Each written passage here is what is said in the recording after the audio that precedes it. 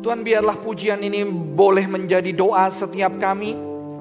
Kami mengenal lebih dalam pribadi-Mu Tuhan. Dan kembali firman-Mu boleh mengingatkan kami bagaimana kami menjadi pelayan Tuhan.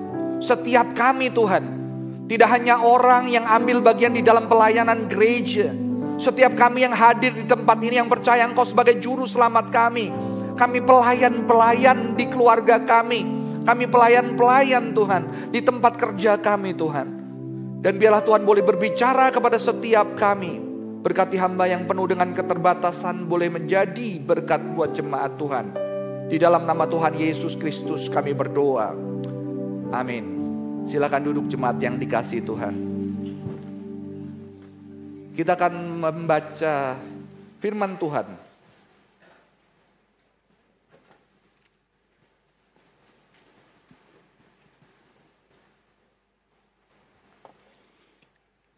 Shalom jemaat yang terkasih dalam Tuhan Yesus Kristus. Shalom, puji Tuhan. Baik, pagi ini kita akan sama-sama membaca dan merenungkan firman Tuhan dari kitab Galatia pasal 4 ayat yang ke-11 sampai dengan ayat yang ke-20 yang berbunyi demikian. Aku khawatir kalau susah payahku untuk kamu telah sia-sia. Aku minta kepadamu, saudara-saudara, jadilah sama seperti aku, sebab aku pun telah menjadi sama seperti kamu. Belum pernah kualami sesuatu yang tidak baik dari kamu. Kamu tahu bahwa aku pertama kali telah memberitakan Injil kepadamu karena penyakit pada tubuhku. Sungguh pun demikian, keadaan tubuhku itu yang merupakan pencobaan bagi kamu, tidak kamu anggap sebagai sesuatu yang hina dan menjijikan, namun kamu telah menyambut aku seperti menyambut malaikat Allah, bahkan seperti menyambut Kristus Yesus sendiri. Betapa bahagianya kamu pada waktu itu. Sekarang, di mana kebahagiaanmu itu? Karena aku dapat bersaksi tentang kamu bahwa seandainya mungkin, kamu telah mencungkil matamu dan memberikannya kepadaku. Apakah dengan mengatakan kebenaran kepadamu aku telah menjadi musuhmu? Mereka dengan giat berusaha menarik kamu, tetapi bukan dengan maksud yang baik. Karena mereka mau mengucilkan kamu, supaya kamu dengan giat mengikuti mereka. Memang baik kalau orang dengan giat berusaha dalam hal-hal yang baik setiap waktu, bukan hanya bila aku ada bersamamu. Anak-anakku, karena kamu aku menderita sakit bersalin lagi, sampai rupa Kristus terbentuk di dalam kamu. Betapa rinduku untuk berada bersamamu pada saat ini, dan dapat mengubah nada bicaraku, karena telah habis akal menghadapi kamu. Berbahagialah kita semua yang tidak hanya mendengarkan firman Tuhan, tapi yang mau melaksukannya dalam kehidupan kita hari demi hari. Demikianlah firman Tuhan. Terpujilah Tuhan. Shalom jemaat yang dikasihi Tuhan. Perkenalkan saya Johan Nugroho, saya melayani di Sing Sanctuary Young Hearted Nurturing Community. Itu adalah kebaktian seperti ini di GKI Puri Indah. Dan saya teman guru Inji, pendeta Rikstoven Riki dan satu angkatan pendeta Oki, saudara-saudara. Dan hari ini saya akan menyampaikan firman Tuhan dengan tema pelayanan Injil yang benar. Saudara-saudara, ketika berbicara tentang pelayanan, pertama kali yang harus kita ingat di sini, bukan pasti orang yang melayani di depan. Bukan hanya hamba Tuhan, bukan hanya usher, bukan hanya worship leader, bukan hanya pemain musik. Tetapi setiap saudara yang datang di tempat ini, duduk di tempat ini, yang percaya kepada Tuhan, Anda adalah pelayan-pelayan Tuhan, saudara-saudara. Jadi firman ini berbicara bukan hanya pelayanan di gereja, pelayanan Injil, karena kita sudah dipercayakan Injil, kita sudah menerima Injil Yesus Kristus, dan bagaimana kita dipanggil di setiap tempat kita untuk menyatakan Injil tersebut. Saudara-saudara, kita tinggal di dalam sebuah society yang bernama capitalist society. Orang-orang banyak berpikir di dalam dunia kapitalis terjadi perbedaan banyak kelas sosial. Ada yang paling tinggi dan ada yang paling bawah, saudara-saudara. Banyak sekali kelas sosial ditandai dengan konsumsi budaya yang berbeda, saudara-saudara. Makanan berbeda, minuman berbeda, lifestyle berbeda, gadget berbeda, tempat makan berbeda, gaya hidup yang berbeda. Dan banyak orang berpikir di dalam hierarki kekuasaan ini, biasanya orang-orang yang di bawah dimanfaatkan oleh orang-orang yang di atas. Orang yang di atas yang kaya memanipulasi dan menggunakan yang miskin untuk keuntungan pribadi. Maka jumlah orang kaya jauh lebih sedikit daripada jumlah orang yang miskin. Saudara-saudara, tetapi ternyata ketika kita belajar filsafat kontemporer, kita akan menemukan bahwa ternyata saudara-saudara tidak secara betul dikatakan yang atas memanipulasi yang bawah. Seorang filosof yang bernama Michel Foucault mengatakan begini, power bukan berbicara yang atas memanfaatkan yang bawah, tetapi kekuasaan itu adalah sebuah relasi. Sebuah relasi, karena sebuah relasi maka kekuasaan itu terus bergerak. Karena relasi itu bergerak. Maka jangan berpikir sekarang yang atas memanfaatkan yang bawah. No, setiap orang saling memanfaatkan demi keuntungan pribadinya. Betul? Yang bawah memanfaatkan yang atas memanfaatkan yang bawah memanfaatkan sesamanya, rekan kerjanya. Bahkan kita memanfaatkan diri kita, tubuh kita yang dianggap bukan sesuatu untuk mencapai sesuatu, saudara-saudara. Terjadi permainan kekuasaan. Karena kekuasaan ada di setiap tempat. Unstable, dynamic and everywhere, saudara-saudara. Kekuasaan ada di mana-mana. Maka semakin kita tinggal di kota besar, kita merindukan sebuah relasi yang tulus. Karena banyak orang menghubungi kita, udah lama gak ketemu, menghubungi kita, kok menghukumi saudara-saudara. Menghubungi kita demi apa? Ternyata kita pikir dia merindukan kita. Ternyata mereka merindukan ada sesuatu yang bisa dia dapat dari kita, betul? Saya ingat sekali, waktu pertama menikah, udah mulai punya anak, ada anak bimbing saya telepon, kok udah lama gak ketemu ya, dulu pelayanan bareng. Aduh kangen kok, aduh dulu pelayanan seru banget. Boleh gak main ke rumah? Saya aduh bahagia banget saudara-saudara. Diingat seorang anak SMA untuk datang ke rumah istri saya, siapin makanan, istri saya bersihin rumah saudara-saudara. Dan kita sambut, kita ketawa. Ternyata nawarin asuransi. Dan itu pertemuan terakhir. Saudara-saudara, banyak anak muda di tempat saya juga menjalankan asuransi. Tapi saya lalu berpesan, justru kamu harus punya value yang berbeda. Ini bisa dipakai Tuhan. Karena banyak ketidakmungkinan dan ini manajemen risiko. Kamu harus bukakan, kamu harus tolong orang. Harus diperlukan agent-agent. Saya tidak menolak pekerjaan itu, saudara-saudara. Boleh tanya anak pemuda di gereja, saudara-saudara. Ya, terjadi manipulasi. Dan jangan pikir kita bisa bebas dari itu. Kita juga ada kekuasaan. Kekuasaan di mana-mana. Di rumah kita juga ada. Betul? Istri biasanya apa? Ngomel terus masalah makan. Masak sendiri. Bapak-bapak merasakan? Ya? Atau bapak ke anak. Saya sempat tanya sama anak saya. Waktu saya khotbah di satu persekutuan, ada anak saya tanya, kamu merasa papa bermain kekuasaannya apa?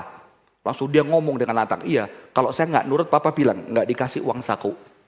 Saudara-saudara, kita bisa bermain dan abuse of power.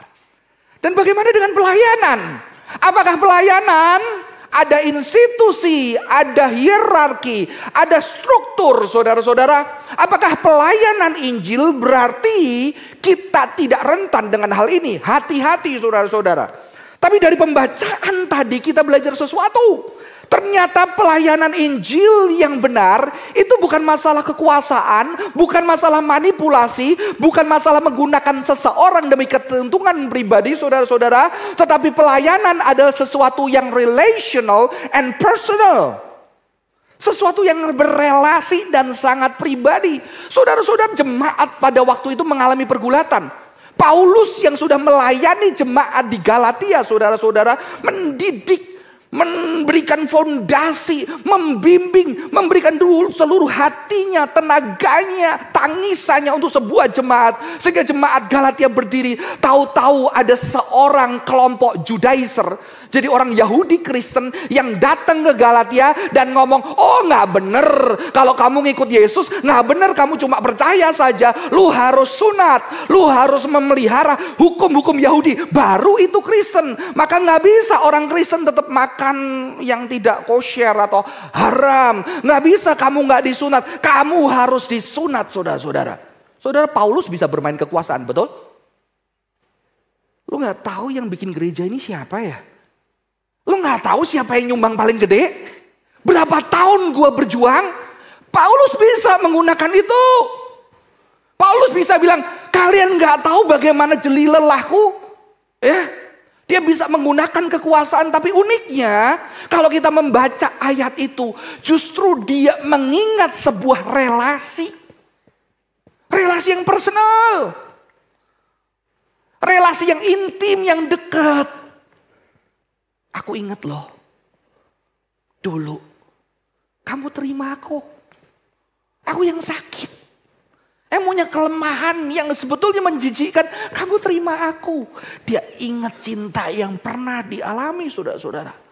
Maka jangan bangun sebuah pelayanan Injil dengan kekuasaan, dengan sebuah abuse of power, dengan sebuah manipulasi.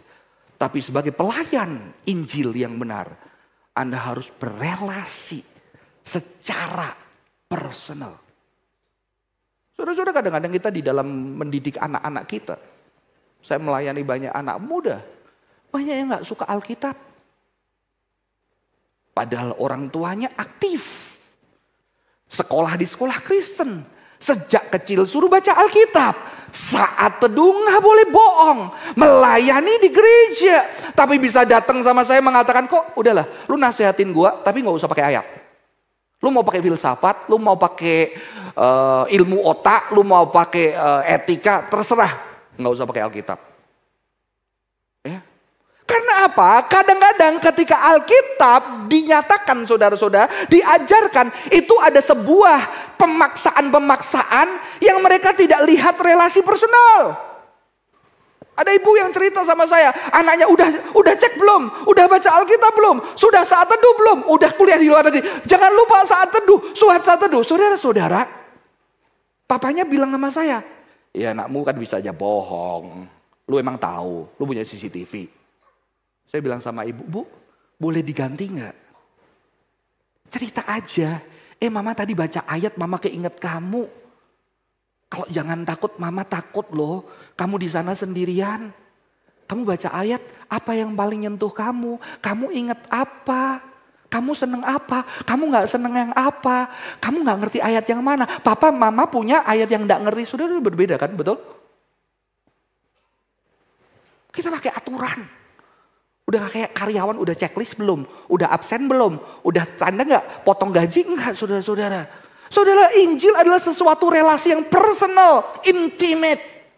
Ya, dan Paulus tidak menggunakan kekuasaan di dalam pelayanan Injil, tapi sebuah kedekatan. Ya.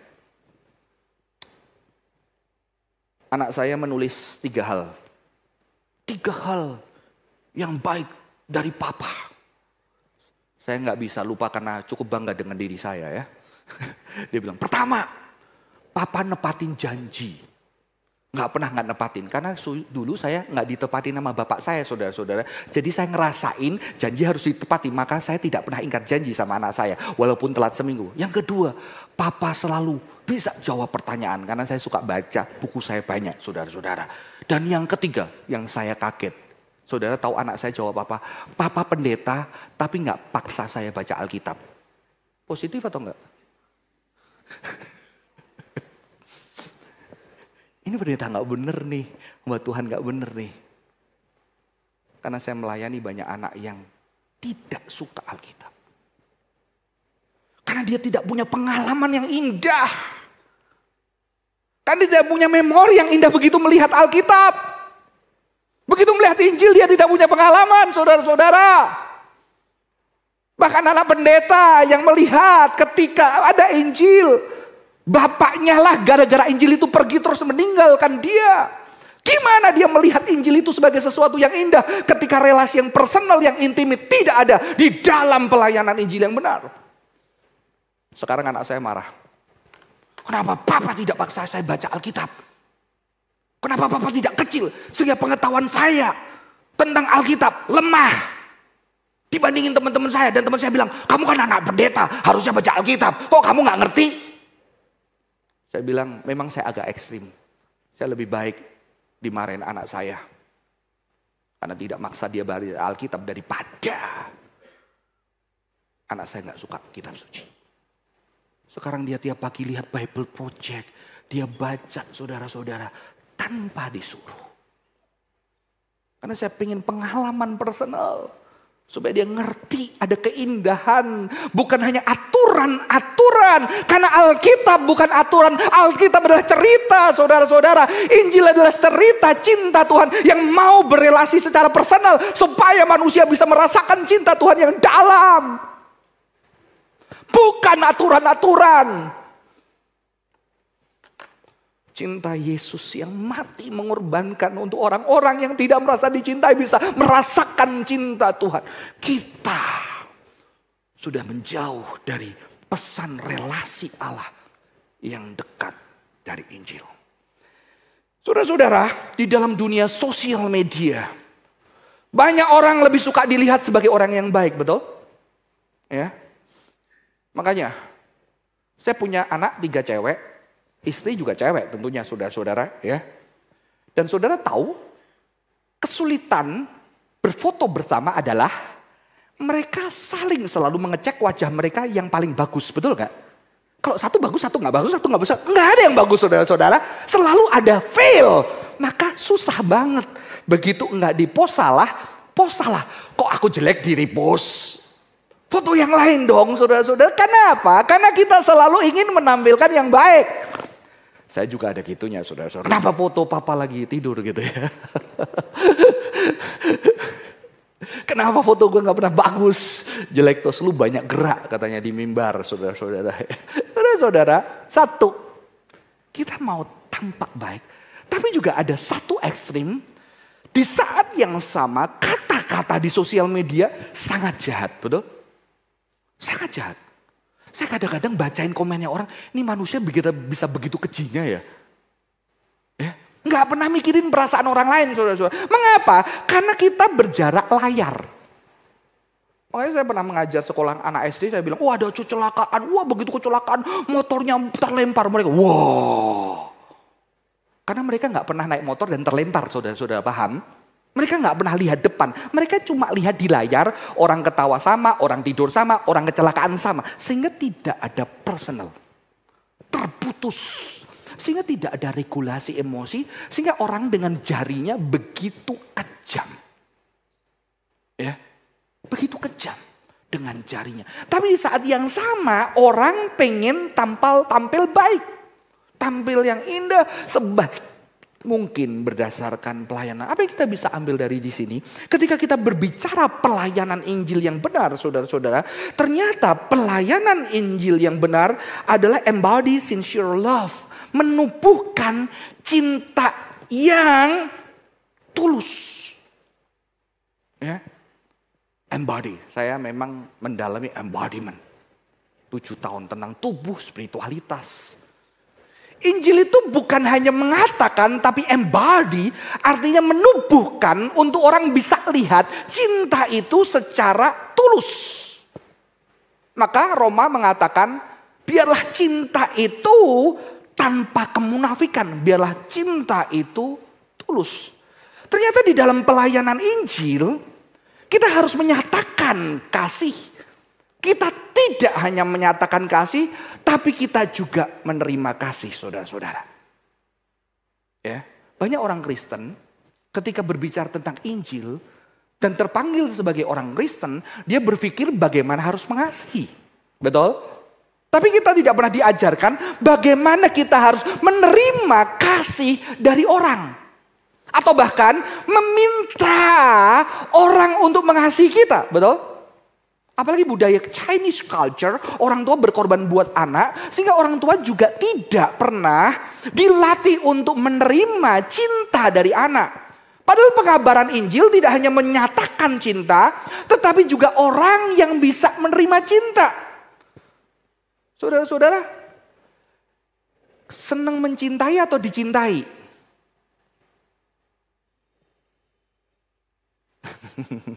Kalau yang sudah lama gak dicintai, udah dicintai aja lah. Terlalu banyak mencintai, udah desperate saudara-saudara ya. Seneng mana? Seneng dicintai dong. Saya bilang sama anak-anak, oke, kalau seneng dicintai ya udah. Kamu punya pacar 1 bulan, suruh kamu gak usah sayang sama dia. Pokoknya kamu menerima cintanya terus selama 1 bulan. Kira-kira lu bahagia gak? Ya pacarmu atau suamimu nanti bunuh diri gitu ya. Enggak saudara-saudara. Ternyata ketika seseorang mencintai atau dicintai, menerima cinta. Ketika kita bisa menyatakan cinta kepada seseorang dan seseorang itu menerima cinta kita. Ada kebahagiaan yang besar, betul? Saya ingat sekali, saya pernah agak stres, males kerja. Di kamar tiduran terus. Tahu-tahu anak saya bilang, "Papa, aku bikinin kue manis." Menghibur papanya. Saya bilang, enggak suka makan. Udah papa lagi stres, udah jangan nggak mau. Wajahnya berubah saudara-saudara. Wajahnya, papa nggak suka kueku. Lalu saya bilang nggak bisa, saya harus berubah. Saya bilang, oke sini. Papa lagi nggak enak tapi papa mau ngicip. Tapi mungkin nggak bisa banyak, nggak apa-apa ya. Oh iya pak, nggak apa-apa. Lebih ceria. Terus saya bilang, enak thank you. Weh papa bilang kueku enak. Saudara-saudara, lihatlah Paulus. Paulus bilang apa? Ketika dia mau mengingatkan jemaat. Kamu menyambut aku seperti menyambut malaikat Allah. Seperti menyambut Kristus sendiri. Dia ingat. Dia adalah rasul yang bisa menerima cinta orang seperti Yesus. Yesus datang ke dunia tidak hanya untuk mencintai. Tapi dia menerima cinta. Bahkan Tuhan kita memerintahkan kita untuk mengasihi dia dengan segenap hati, dengan jiwa, segenap kekuatan. Amin. Tuhan kita memberikan diri dicintai. Maka banyak anak-anak muda kecewa. Karena apa? Melihat papanya yang bekerja keras. Gak mikirin kebahagiaan. Habisin waktunya untuk nyintain dia. Bertahun-tahun sampai lupa berbahagia. Akhirnya anak muda ini berjanji. Nanti kalau gue gede, gue mau sukses. Gue mau banggain orang tua gue. Gue mau sayangi papa gue. Gue mau ajak jalan-jalan. Dan ketika dia sudah mulai sukses. Belum sukses-sukses banget. Dia bilang, "Pa, mau beliin ini buat papa hadiah." "Papa gak butuh ya, udah buat kebahagiaanmu aja. Papa gak butuh apa-apa, papa sudah cukup." Banyak anak-anak hatinya hancur. Karena orang tuanya tidak belajar. Seperti Tuhan yang mau menerima cinta anak dan bersyukur untuk cinta anak. Kekristenan tidak hanya mengajarkan mencintai. Maka di dalam kekristenan saling mengasihi. Artinya saling mencintai dan menerima cinta. Amin. Banyak anak-anak pengen sukses buat apa? Buat papa mamanya. Buat lihat papa mamanya tersenyum bahagia. Karena dia tahu perjuangan papa mamanya begitu berat selama ini. Saudara-saudara. Maka jadi orang tua belajar. Menerima. Saya tahu. Saya sudah jadi orang tua. Kita bisa relakan apa aja untuk anak kita. Kita bisa juga belajar. Menerima cinta anak. Yang mungkin jauh dari yang kita harapkan. Saudara-saudara, tetapi cinta tidak hanya menerima dan mengasihi. Tapi cinta juga menegur. Apakah dengan menyatakan kebenaran aku telah menjadi musuhmu? Paulus dengar banget, ingat banget segala kebaikan cinta mereka. Tapi juga dia berani menegur. Cinta justru menegur. Anak saya pernah komplain, "Papa gak sayang aku." Saya bilang, "Kenapa kamu bilang papa gak sayang?" "Karena papa marahin aku." Saya bilang, "Berarti papa sayang anak tetangga. Karena papa gak pernah marah sama anak tetangga." Ya, anak saya tetap gak terima sih saudara-saudara dengan jawaban itu ya. Karena kita sayang. Kita tegur anak kita, betul? Dan saudara tahu papa mama di sini kalau dia tegur anaknya. Siapa yang hancur hatinya? Hati kita yang hancur. Betul? Karena kita pengen anak kita tidak mengalami kesulitan-kesulitan seperti kita. Kita sudah lebih tahu hidup. Kita sudah lebih tahu orang. Maka kita rela kadang-kadang anak marah, papa nggak sayang papa. Saudara, pelayan Injil yang benar sebagai orang tua, sebagai anak, kita juga harus berani. Karena kadang-kadang ya, kalau sama papa mama, baik mana papa atau mama? Oh baik papa, kita bangga, bener gak? Lu istri kurang baik, gue lebih baik. Anak lebih takut dari lu, bener loh saudara. Kita ada persaingan loh sama istri, ya. Paling suka marah siapa? Ada kebanggaan dan kebahagiaan. Tapi kadang kita perlu menegur. Tapi tegurannya jangan seperti sosmed. Paham ya? Kadang kita di dalam pelayanan gak mau ditanggap buruk. Betul? Maka kita gak berani ngingetin orang. Karena kita takut dia ngeburuk. Kalau ngingetin orang dia gak suka sama kita susah. Jadi lebih baik kita diam. Apalagi di dalam budaya Chinese culture. Gak mau kelihatan jelek. Harus kelihatan nice, kelihatan holy, kelihatan baik. Sehingga tidak ada orang yang mau mengotori tangannya ngingetin. Ya, saya masih ingat di asrama ada teman saya, maaf, bau badan. Kalau dia masuk kelas, aduh saudara, semua pelajaran Yunani hilang di otak saya. Ya. Tapi akhirnya kita bilang kita harus kasih tahu loh. Karena kalau nanti nggak dikasih tahu di jemaat bahaya, betul kan? Akhirnya saya, ayo, nggak ada yang mau, ya udahlah. Saya berusaha deh. Tapi saya orang Jawa, saudara. Saya tanya dulu, kamu kalau nyuci baju itu gimana? Apakah sudah kering banget? Sabunnya kemana? Kelamaan orang Jawa. Saya belajar. Tahu-tahu ada enci-enci dari gelodok. Lu bau banget. Aduh selesai.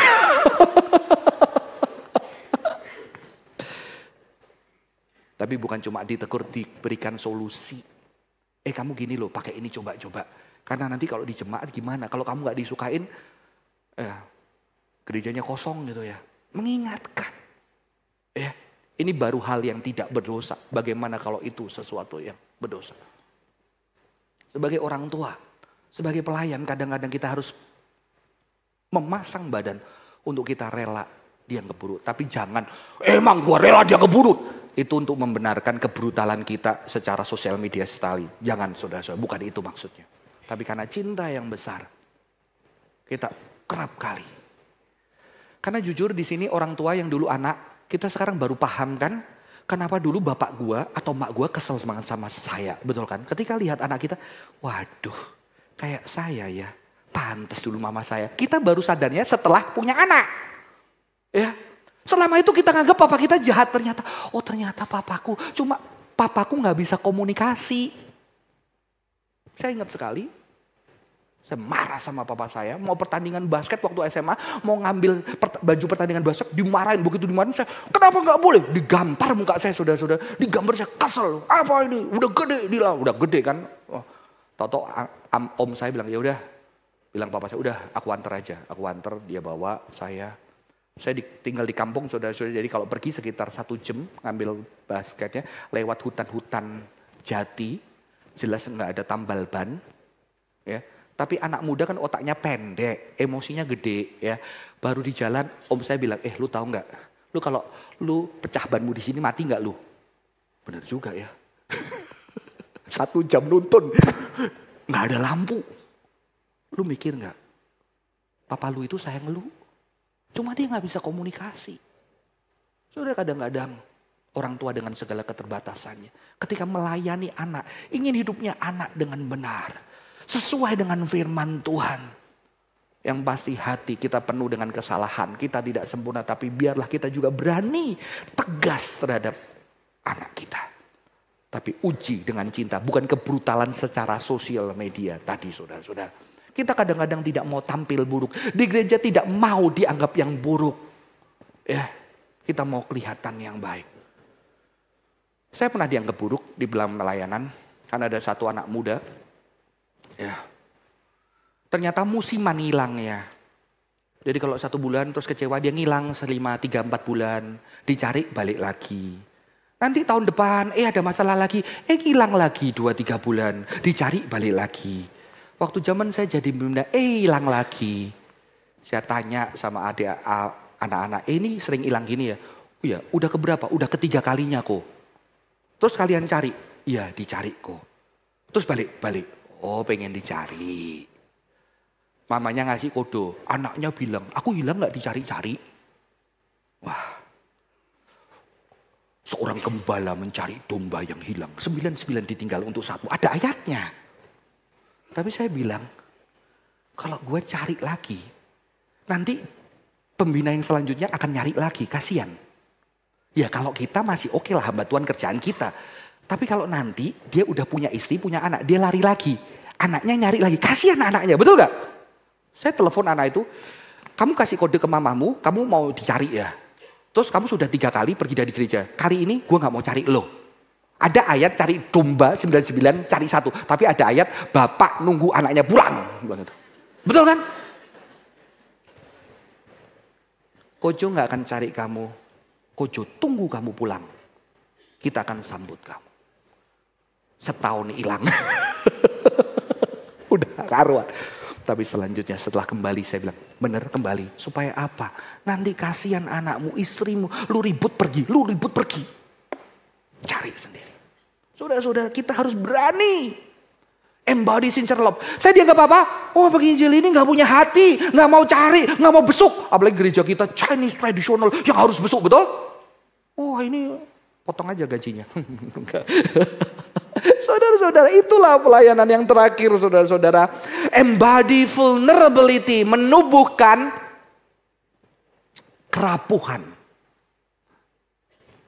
Luar biasa. Seorang rasul, seorang yang powerful, yang berjasa. Dia ngomong apa? Anak-anakku, karena kamu aku menderita sakit bersalin lagi. Sampai rupa Kristus terbentuk dalam kamu. Dia pakai istilah, ya agak kurang fair sih, karena dia cowok ya, pasti tidak menggambarkan sakitnya ya. Cuma dia mungkin lihat sakit bersalin, sakit yang ada di Alkitab sejak kejadian, sakit yang parah. Aku merindukan.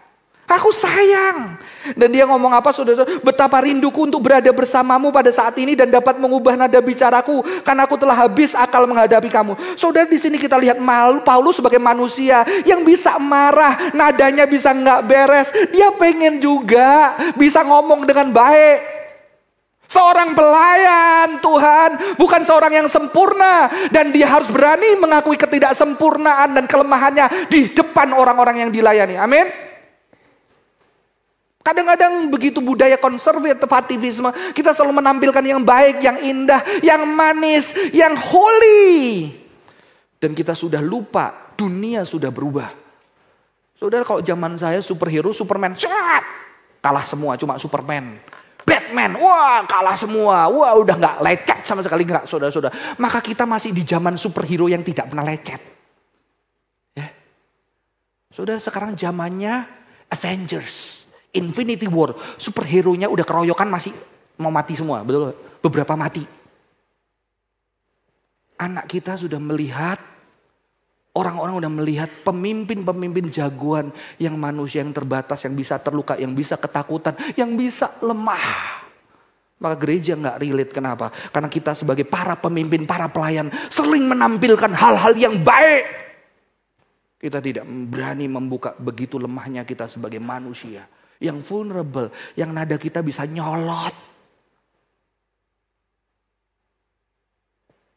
Yang nada kita bisa buat orang gak nyaman. Tapi kita juga pengen jadi lebih baik. Saudara-saudara, kita perlu menubuhkan kerapuhan. Karena Tuhan kita ketika melayani, ketika menyatakan Injil dengan kehidupannya, dia rapuh di atas kayu pralit, dia telanjang dan dia berteriak, Eli, Eli lama sabatani, kenapa aku sendirian dan aku ditinggalkan, aku kesepian.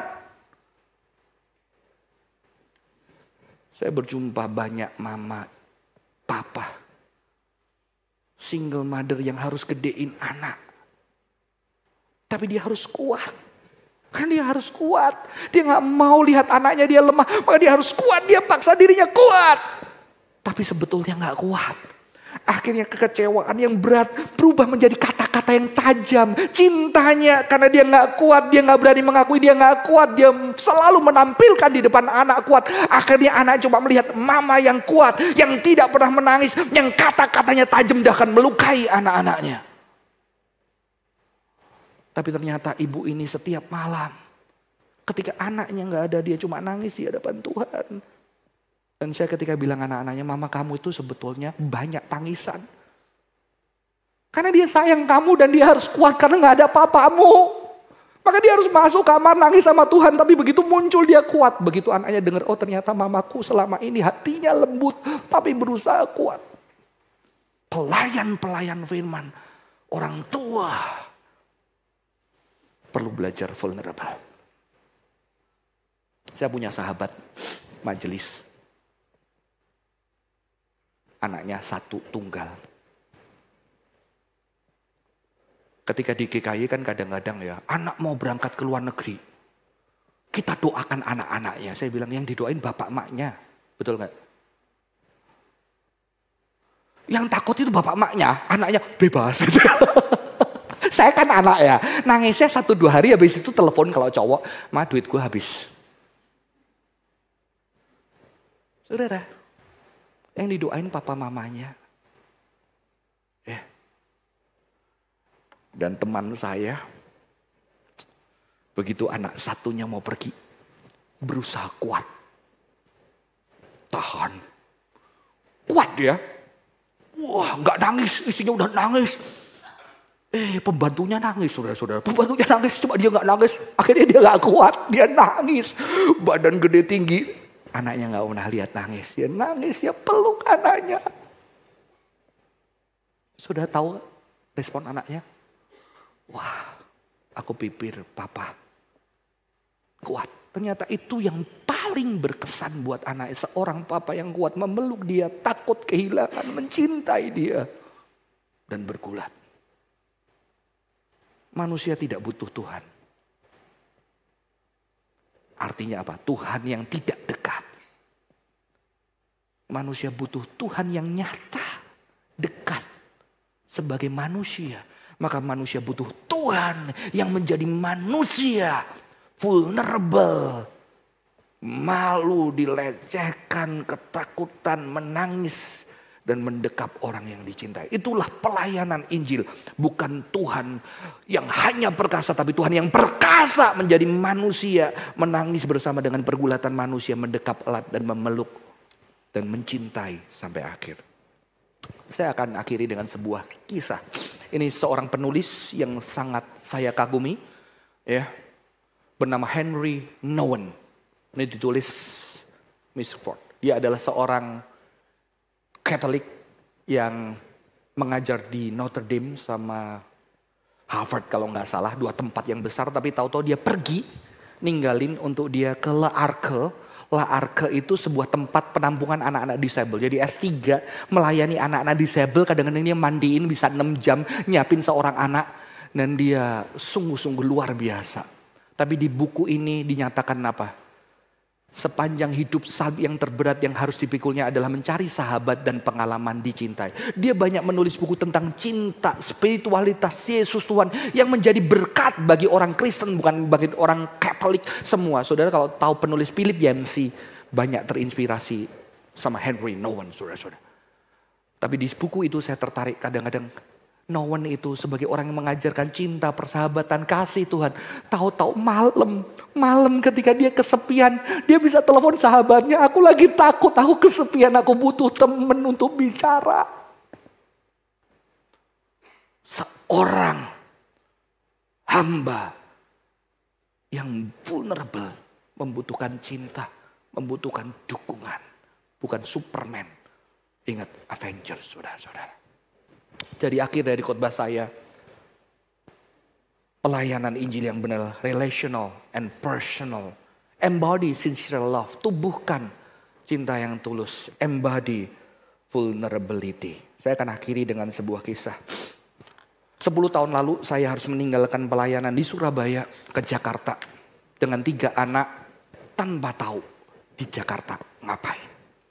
Tanpa tahu saya akan melayani di mana. Saya pergi.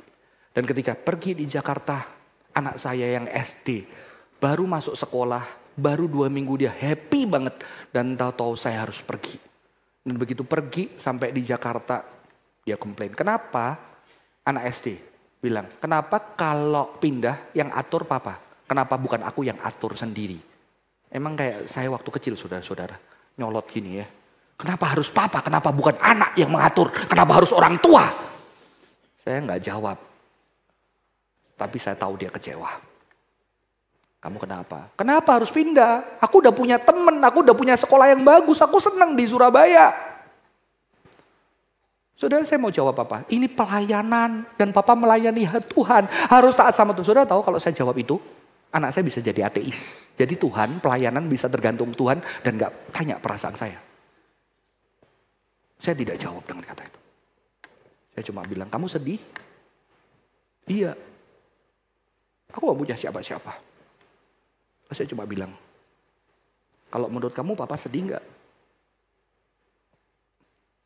Gak tahu, papa yang pindah. Kemarin di gereja papa perpisahan, papa nangis gak? Banyak adik-adik papa di sana peluk, nangis gak papa? Ya. Papa sedih. Papa sendirian, papa kehilangan sama kayak kamu. Udah gak apa-apa, kita nangis bareng. Tuh kami berdua di mobil, saya peluk dia, saya nangis. Gak apa-apa, sedih. Kita gak tahu. Tapi siapa tahu nanti di Jakarta, kamu dapat teman baru dan papa jadi berkat baru buat orang-orang yang baru. Gak apa-apa, nangis. Karena bapak juga nangis bareng sama kamu. 2 minggu kemudian, enak pak di Jakarta? Saya yang masih sedih cukup lama. Saudara-saudara, inilah pelayanan Injil yang benar. Mari kita tundukkan kepala. Tuhan, biarlah kami belajar dari teladan Paulus yang meneladani Kristus. Yang melayani keluarganya, melayani gereja secara relational dan personal.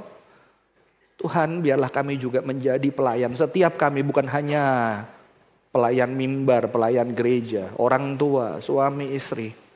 Kami belajar menumbuhkan cinta yang tulus. Bukan hanya mencintai, tapi juga dicintai. Tapi cinta yang juga berani mengingatkan walaupun kami disalah mengerti. Walaupun orang-orang yang dekat juga sempat kecewa, tapi kami tahu hati kami mencintai. Walaupun tentunya kami terbatas dan bisa melakukan kesalahan. Dan ajarkan kami menjadi pribadi yang mau menumbuhkan vulnerability, kerapuhan. Yang jujur dengan kelemahan-kelemahan kami. Sehingga kami bisa bersama dengan orang-orang di sekitar kami. Dengan anak kami, keluarga kami, rekan pelayanan, rekan kerja kami. Sebagai orang-orang yang lemah, yang berjuang di dalam anugerah Tuhan. Untuk saling melayani, untuk melakukan yang Tuhan mau. Terima kasih Tuhan, berkati jemaat Tuhan di dalam segala pergulatannya. Kasih Kristus ada. Di dalam nama Tuhan Yesus Kristus kami berdoa. Amin. Tuhan Yesus memberkati.